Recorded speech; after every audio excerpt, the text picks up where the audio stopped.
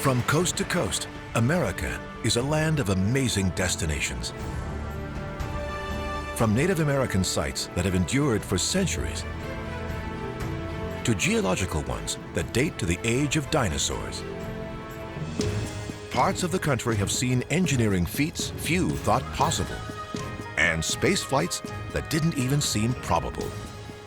The land has inspired writers and painters, inventors and poets, moved by beauty, necessity, or sometimes just their own ego. These are places both near and far, with stories that just might surprise you.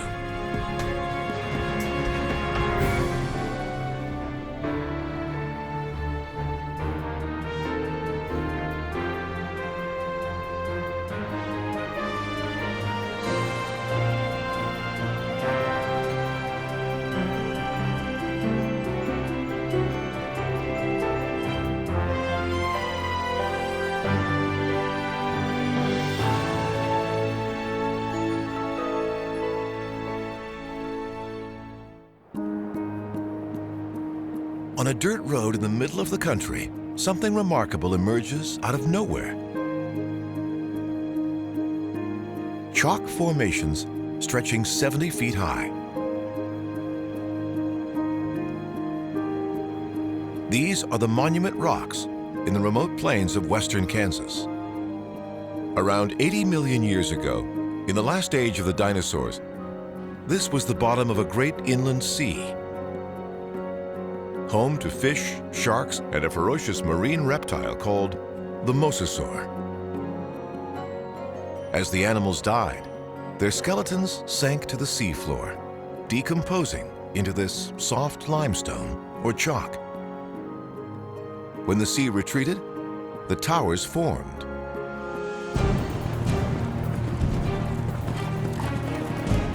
They're hard to find today. They sit on an unmarked road about 30 miles from the closest town. But the towers were an important part of history. This nearby outcropping, called Castle Rock, was a landmark for stagecoach drivers and pioneers heading west. But the formations won't be around forever. With each passing year, a little more of the towers disappear in the winds and rain of the Kansas plains. Another far more recognized canyon became an American wonder thanks to the foresight of Teddy Roosevelt and a man named John Muir.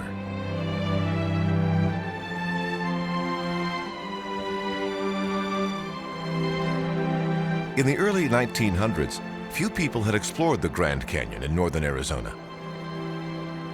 Train service didn't start here until 1901.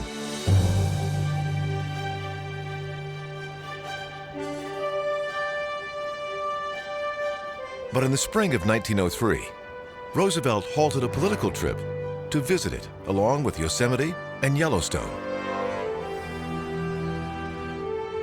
Muir, a naturalist who founded the Sierra Club, served as Roosevelt's guide for part of that trip.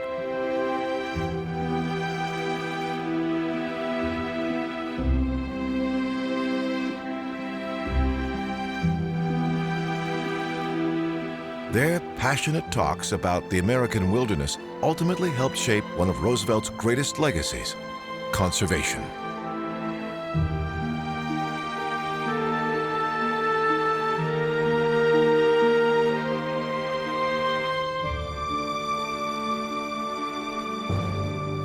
The president knew it would take years for Congress to approve the Grand Canyon as a national park.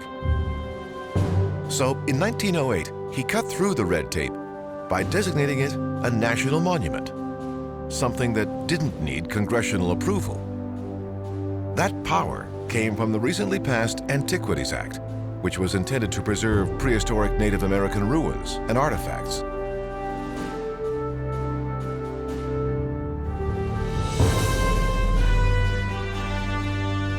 The move protected 800,000 acres of the canyon, but still allowed private development and hunting in some parts. In 1919, President Woodrow Wilson signed legislation that turned the Grand Canyon into a national park. It finally was a place that, as Roosevelt said, could be a site of grandeur for your children, your children's children, and all who come after you.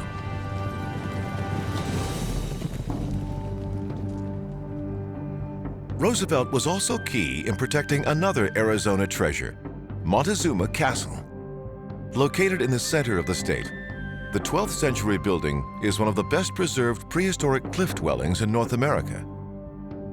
White settlers, who erroneously thought the Aztecs built this and all other southwestern ruins, named it after one of their prominent rulers. Turns out, it was actually an ancient people called the Sinagua. But the name stuck. Archaeologists think the inhabitants reached the building with a series of ladders that they then pulled up to prevent enemy tribes from entering. The same cave that protected them has preserved this architectural site for more than 9 centuries. Further west in Phoenix is an event that's managed to weather 2 world wars, the Great Depression, and some natural disasters. The Arizona State Fair is among the oldest in the country, dating back to 1884, 28 years before Arizona even became a state.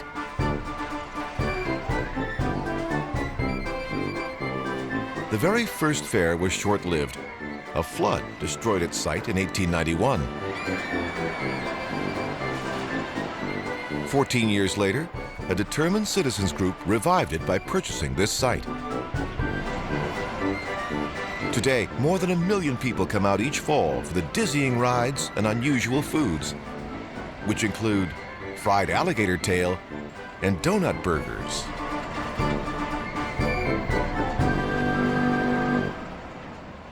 In central Colorado, a one-of-a-kind theme park is centered around a major engineering feat, the Royal Gorge Bridge. In the 1920s, a Texan named Lon Piper was mesmerized by the natural beauty of this Arizona River Canyon.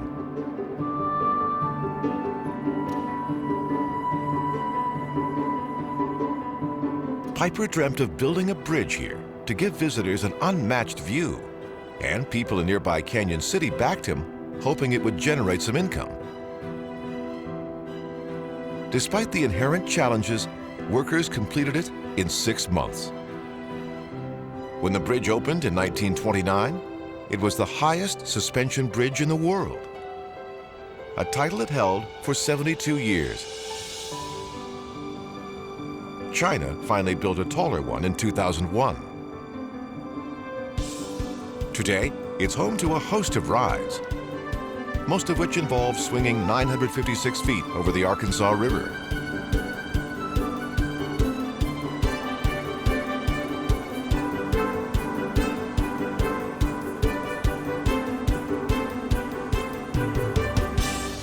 About the same time the bridge opened, a nearby attraction was gaining steam.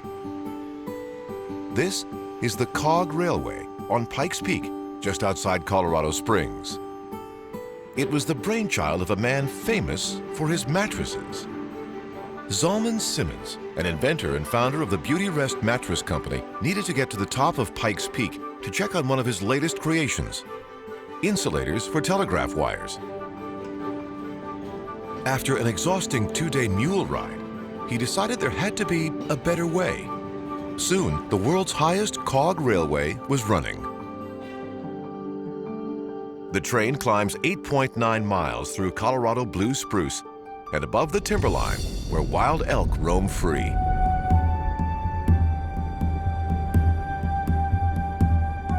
About the same time the train was getting up and running, a college professor named Catherine Lee Bates visited the summit by carriage and mule.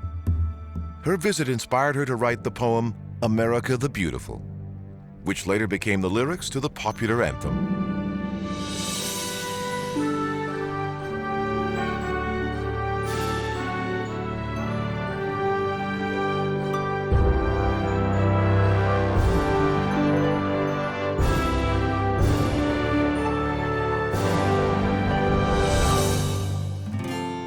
A much different anthem took America by storm, thanks to Red Rocks, just outside Denver. On a cold, misty night in 1983, this is where a young band named U2 gave their breakout performance of Sunday Bloody Sunday.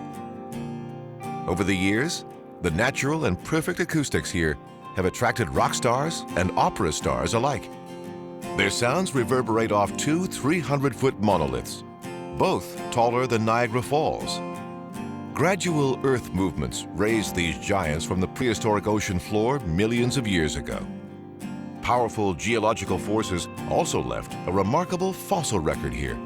The 868-acre park features dinosaur tracks along with fossils from marine reptiles that swam here when it was covered by an ancient sea. Much of Colorado used to be underwater, including this surreal site in southern Colorado. This is Great Sand Dunes National Park, at the base of the Sangre de Cristo Mountains. Scientists believe the 750-foot dunes started forming about 440,000 years ago, when the ancient lake Alamosa began to disappear. Winds from the surrounding mountains blew the sand and sediment left behind, forming the dunes. The earliest visitors were nomadic people hunting mammoth and bison. Their spear points have been found here. Over the centuries, the dunes have served as a landmark for early explorers, a mining spot for men seeking gold, and now as a playground for people of all ages. But Colorado's biggest and arguably best destination is the Rocky Mountains. Nestled at its northern end is Rocky Mountain National Park, which exists largely because of a teenage boy. In 1884, a sickly 14-year-old named Enos Mills left Kansas for Colorado, hoping the climate would improve his health. His mother, who'd lived here, often told him incredible stories about the mountains. He climbed Long's Peak at 15 and fell in love. In the years that followed, he pushed for a national park, finally succeeding in 1915. In all, that once sick boy climbed Long's Peak more than 300 times, both alone and as a guide, and became one of the world's best-known naturalists.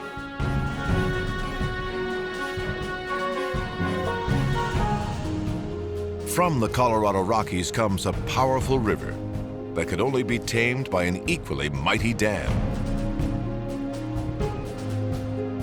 In a remarkable feat of ingenuity and engineering, the U.S. government built the Hoover Dam to tame the Colorado River, which devastated land by flooding in the spring, then drying up in the winter. Congress also hoped they could harness some of the river's power for electricity, irrigation, and drinking water. 5,200 men worked around the clock, completing the dam 2 years ahead of schedule, and $15 million under budget. Head architect Gordon Kaufman set about creating something that would complement the engineer's design.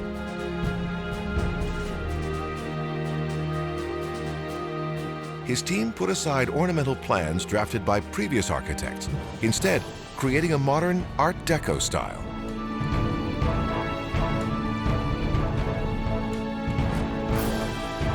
The 4 large intake towers sit in Lake Mead, the massive reservoir that provides water to much of the Southwest.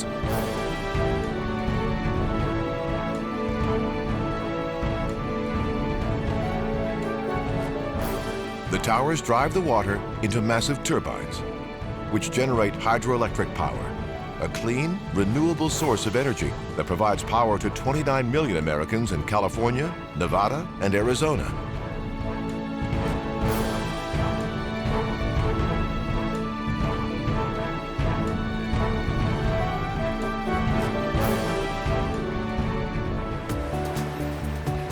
Water is also a driving force in the northern reaches of the Midwest, along the Michigan coast.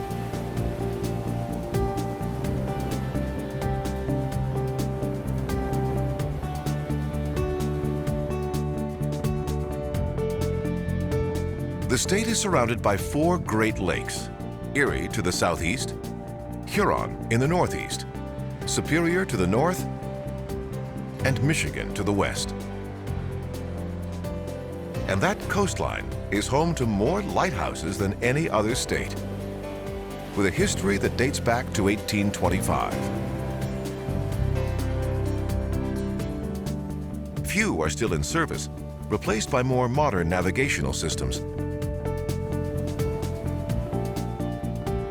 Today, many are museums, homes, and B&Bs, giving people a taste of history and sometimes even a creative way to make a future.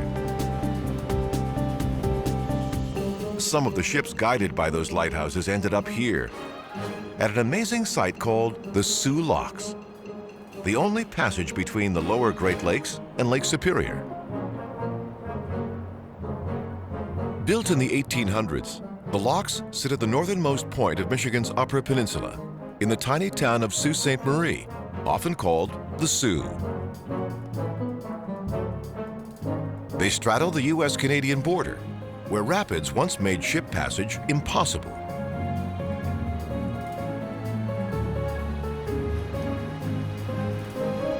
Northbound ships rise, as if on an elevator, 21 feet from Lake Huron to Lake Superior.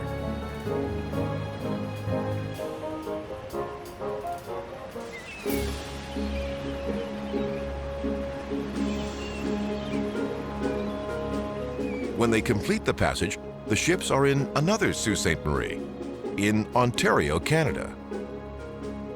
The town was split as a result of the War of 1812.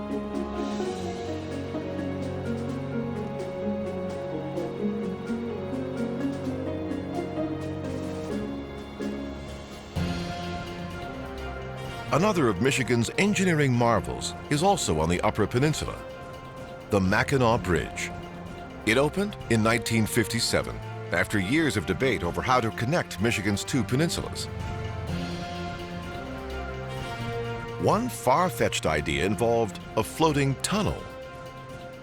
Its chief engineer, David Steinman, faced three main obstacles: high winds, deep water, and the pressure of ice accumulation. He came up with innovative solutions for each, setting standards still used in bridge building worldwide. Michigan's Lower Peninsula is home to a site that's captivated people for centuries: Sleeping Bear Dunes National Lakeshore, a 35-mile stretch of sand and two neighboring islands. This area got its unique name from a Native American legend. The story goes that a forest fire drove a mother bear and her two cubs from the Wisconsin shoreline into Lake Michigan. When the mother made it across, she climbed a cliff to search for her cubs, but they drowned just offshore.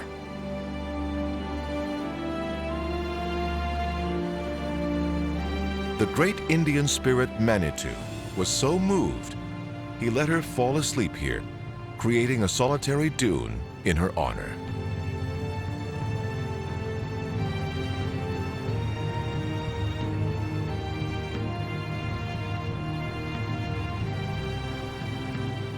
Today, families flock to the dunes year-round to hike, swim, and play, with some even attempting the dune climb, a 450-foot trek from bottom to top.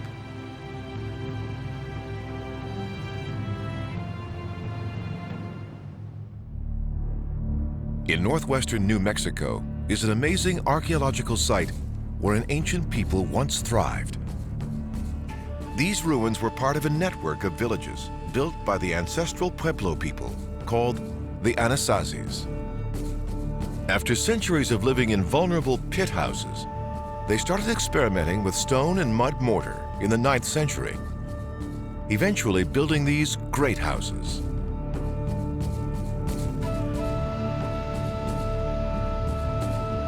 The largest held multiple families with hundreds of interlinked rooms. A network of roads and settlements connected the people until the 12th century, when drought likely drove them away.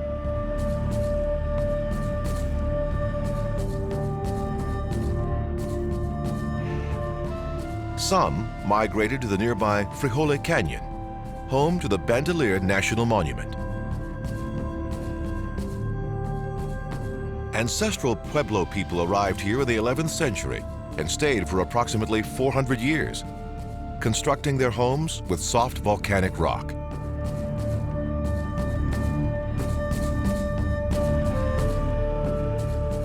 In the 1500s, faced with overpopulation and a changing environment, the people moved again toward Taos, New Mexico, where many descendants still live today. That area is also home to the much-revered San Francisco de Asís Mission Church. Its sculptural lines have been celebrated for centuries, but the actual architect isn't known. Spanish colonists who settled here started building the church in 1772, a process that took more than 4 decades. The adobe building was a favorite subject of photographers Paul Strand and Ansel Adams, along with painter Georgia O'Keeffe, who returned to it again and again.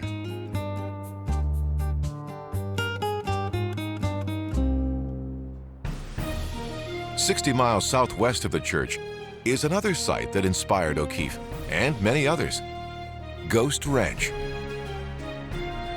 home to Kitchen Mesa.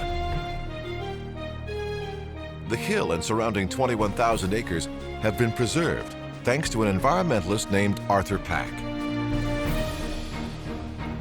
He bought this ranch in 1936 and let O'Keeffe rent a summer cottage here. In 1955, much to O'Keeffe's dismay, Pack donated the entire thing to the Presbyterian Church. Its leaders continued Pack's mission to preserve the land, which is also home to dinosaur fossils, Navajo relics, and the flat-topped mountain Pedernal, another beloved subject of O'Keeffe's.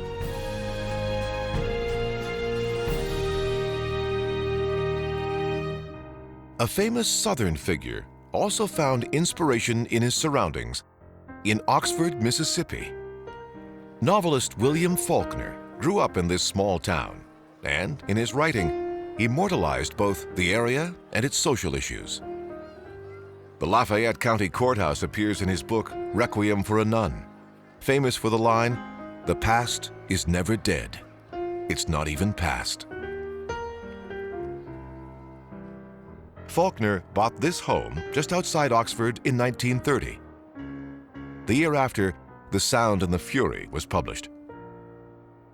He named it Rowan Oak after a Scottish legend about the protective power of rowan trees. Faulkner remained largely unknown until 1949, when he won the Nobel Prize for Literature, followed 5 years later by the Pulitzer.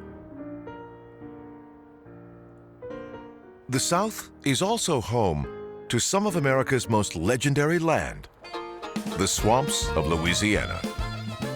Stretching from the Big Easy all the way to Texas, this rich ecosystem was vital to the early Cajuns, who survived by hunting, fishing, and trapping, though they also saw the bayous as a source of danger and evil spirits.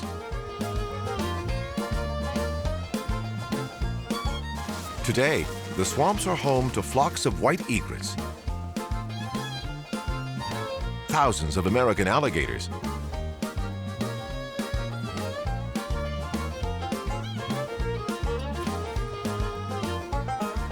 and forests of bald cypress, which fend off rot with the oil in their trunks.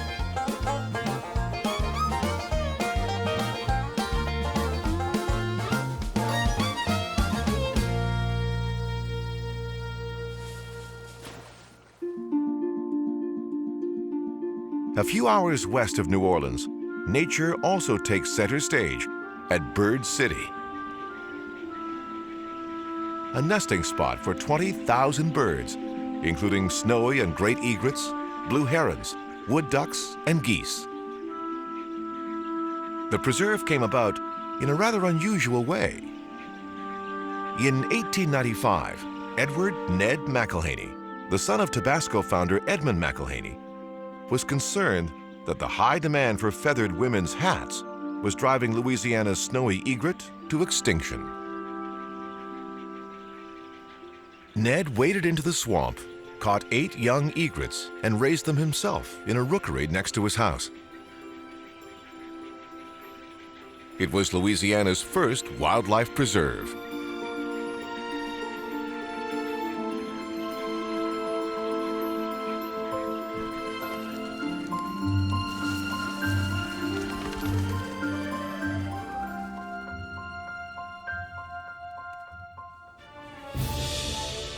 "1,100 miles northeast of Louisiana is the nation's first capital, Philadelphia.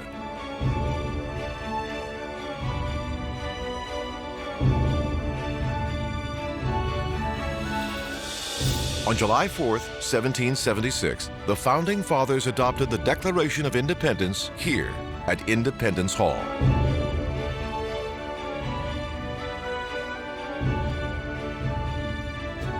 Four days later, the famous Liberty Bell rang out from this steeple, calling citizens to hear the Declaration read.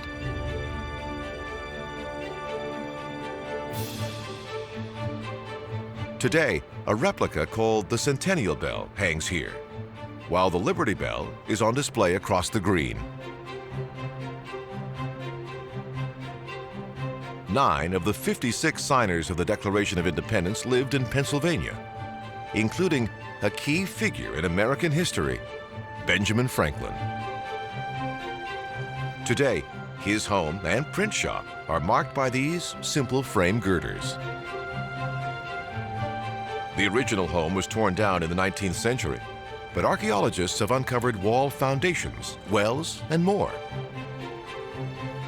Franklin spent his last years here until his death at the age of 84. 20,000 mourners came to his funeral in the city he loved. The southern state of Alabama is home to a surprising sight. This is the U.S. Space and Rocket Center in Huntsville, birthplace of the Saturn V, the type of rocket that put the first man on the moon.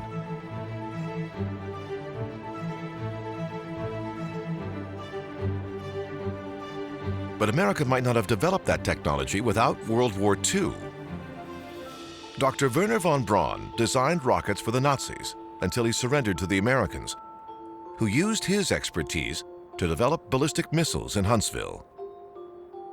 After the Cold War with Russia began, the space race started, with each country trying to prove its superiority. NASA was born in 1958, establishing the Marshall Space Center here 2 years later. Soon, von Braun and his team began developing Saturn rockets, ultimately testing 32 designs. Each one worked. Finally, in 1969, powered by a Saturn V, Neil Armstrong, Buzz Aldrin, and Michael Collins lifted off.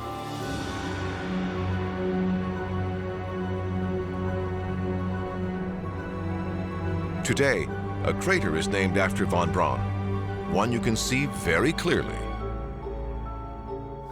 From a mountaintop more than 4,000 miles away on the Big Island of Hawaii. This is the W.M. Keck Observatory on the summit of Mauna Kea, a dormant volcano so remote it's one of the best places on Earth to study outer space. 11 nations have telescopes here, where they've made key discoveries about the formation of stars and the origin of black holes. The volcano sits near the center of the Big Island, and on its southern end is the most active volcano in the world, Kilauea, part of Hawaii Volcanoes National Park.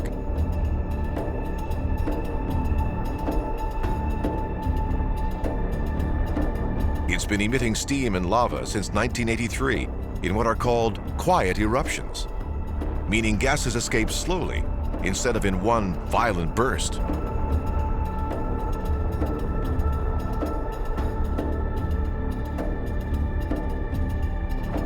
The natural forces at work here help scientists study how land masses may have been formed millions of years ago and are still being formed today as cooling lava expands Hawaii's coastline bit by bit.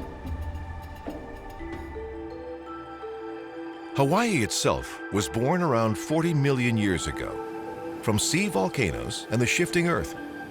which helped mold this spectacular scenery on the Maui coast. The 8 islands were annexed by the United States after decades of fighting between Native Hawaiians and American businessmen over who should govern them. The last monarch of the islands was overthrown in 1893. But many in Congress opposed annexation until the Spanish-American War in 1898, when the strategic importance of Pearl Harbor became clear. 2 years later, Hawaii became a U.S. territory, and in 1959, it became a state. Over the years, its unique location, thousands of miles from any continent, has helped protect the diverse and stunning landscape. Another pristine set of islands was created by a far different geological force. Thousands of years ago, melting glaciers helped carve out the San Juan Islands, located north of Washington's Puget Sound. They sit in the state's far northwest corner, where 4 are reachable by ferry and the rest only by private boat.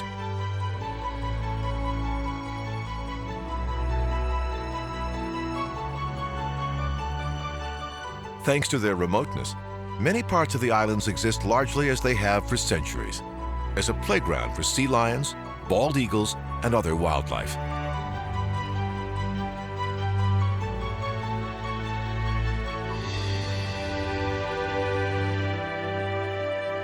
"100 miles south of the islands is a much-praised site, Seattle's Olympic Sculpture Park.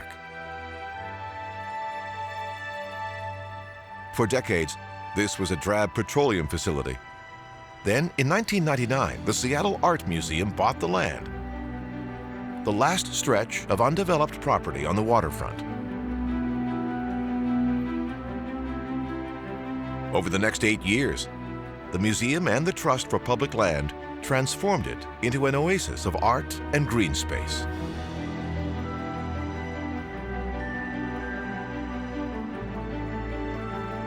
At its center, a 2,200-foot path through the 4 main ecosystems of the Pacific Northwest. An evergreen forest, a grass-filled meadow, an aspen grove, and a saltwater shore. Interspersed in the park are several sculptures, including Alexander Calder's The Eagle, which he created in 1971 at the apex of his career. The inspiration for the park came from the mountains that sit across the Puget Sound. This is the Olympic Range in Olympic National Park.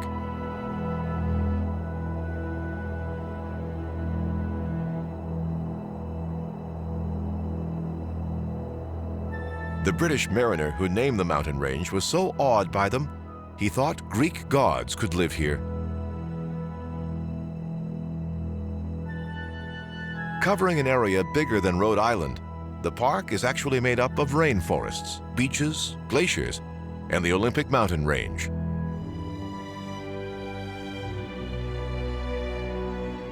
The highest peak, Mount Olympus, is covered with glaciers, including the spectacular Blue Glacier.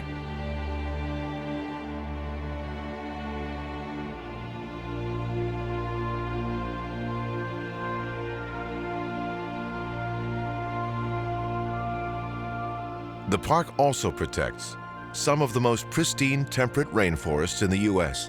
and 73 miles of uninterrupted coastline.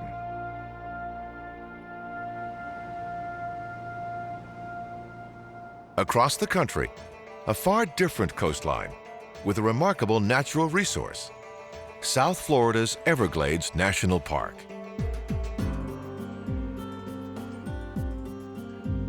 The massive and complex ecosystem is actually a slow-moving 40-mile-wide river, home to many endangered plants and animals.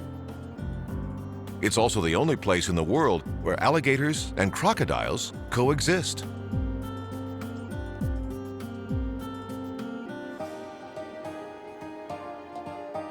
The next spot is as far south as you can get in the U.S. by car, thanks to the engineering marvel of the Overseas Highway. From Miami, it takes you across the stretch of islands that make up the Florida Keys, and ends 128 miles later on in Key West. This town is famous for its bars and laid-back attitude, but there's a lot more to it than that. The 2,900 square nautical miles surrounding the Keys are a national marine sanctuary, home to thousands of species of wildlife, dozens of shipwrecks, and one of the world's largest reefs. Key West was also home to Ernest Hemingway in the 1930s. The Nobel Prize-winning author lived with his family in this Spanish colonial, where he wrote the novel For Whom the Bell Tolls, among others. You can still find descendants of his six-toed cat, Snowball, on the property.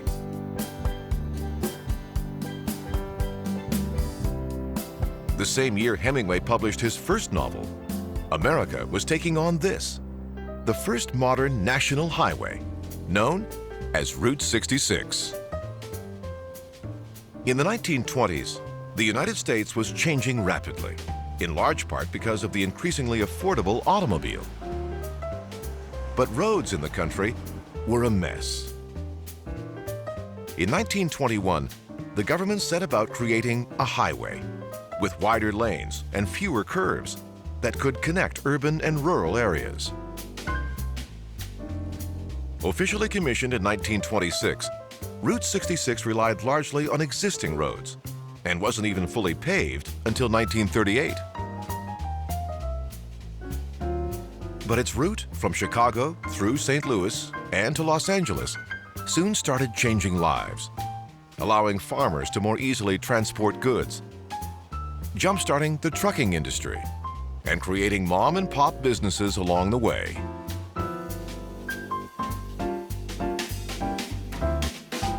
Route 66 ended here, in the state of California, home of Big Sur and the Pacific Coast Highway.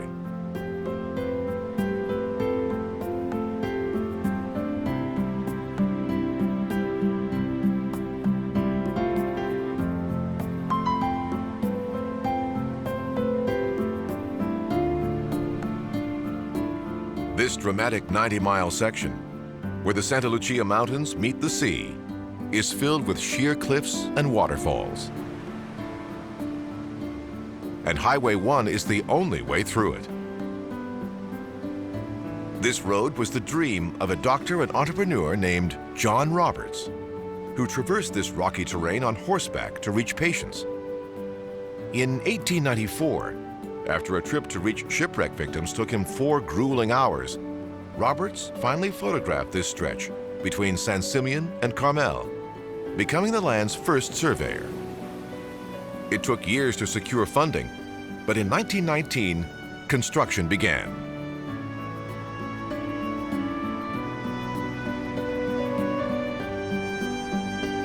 One stretch heads over another modern marvel, Bixby Creek Bridge, one of the highest single-arch bridges in the world.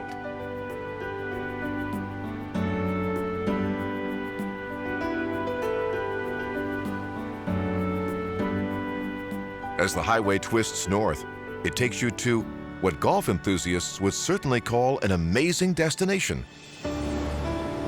Pebble Beach.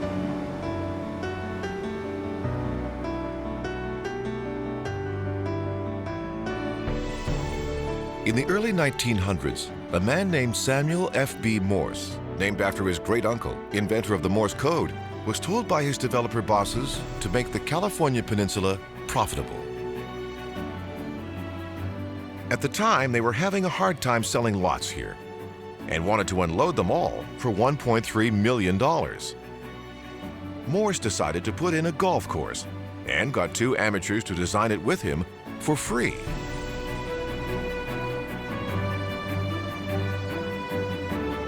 When it was done, Morse bought the land himself, then owned and operated it for the rest of his life. His family eventually sold it for $72 million.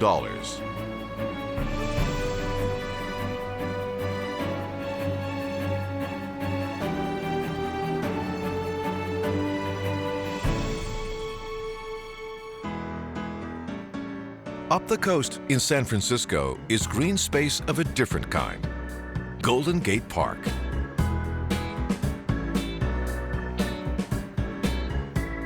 But 150 years ago, this land wasn't even green. It was all sand and rolling dunes with barely any trees. The park's planners changed that when they planted a strain of grass that anchored the sandy soil.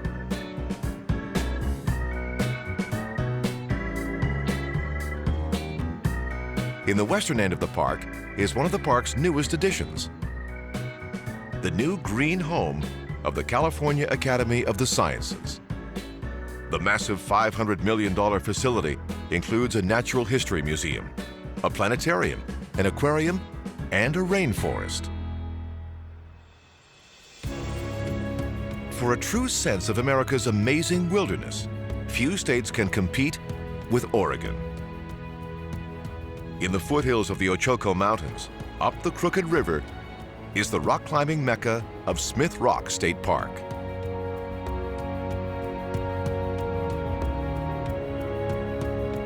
Millions of years ago, a massive volcanic eruption spewed hot ash, lava, and chunks of rock here, which cooled and weathered into these great stone pinnacles. The soft rock, or welded tuff, is part of the draw for rock climbers, who started flocking here in the 1960s.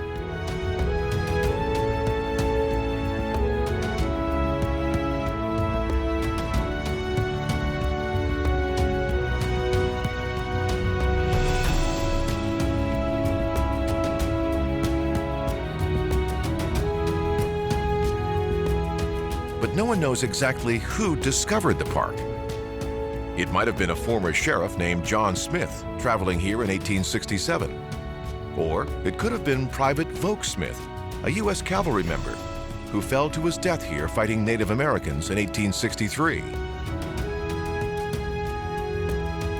Climbers do agree this is one of the premier places in the world for their sport.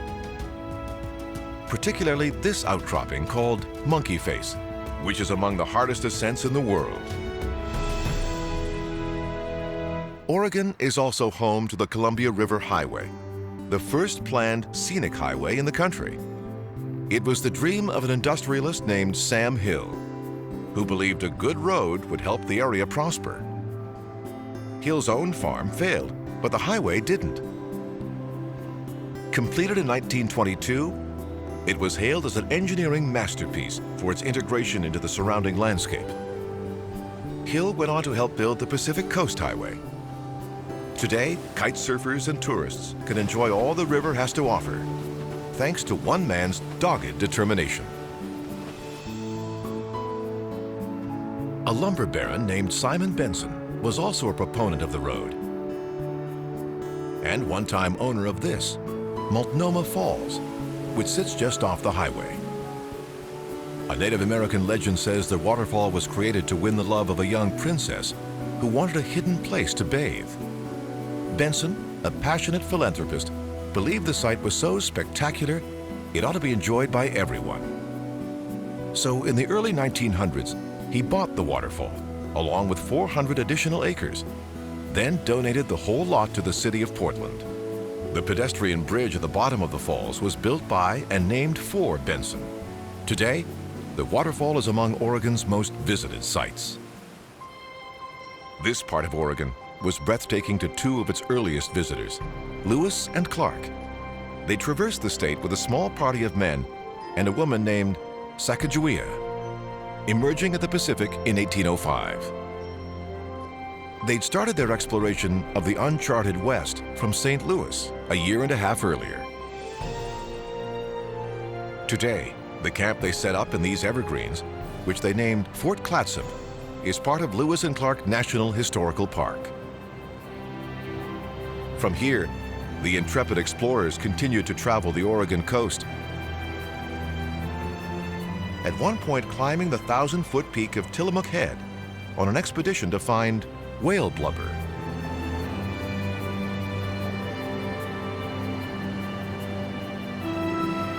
It was a long, difficult climb, but from the top, Clark said, "I behold the grandest and most pleasing prospect which my eyes ever surveyed."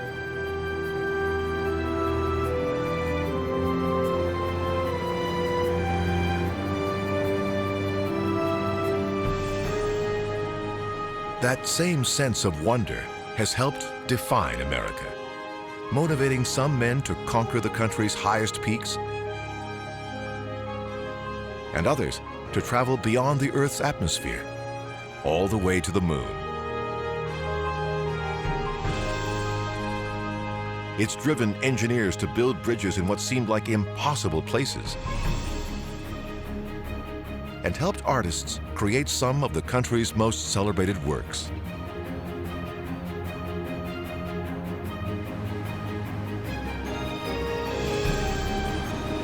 Remarkable people and places in a country that continues to inspire.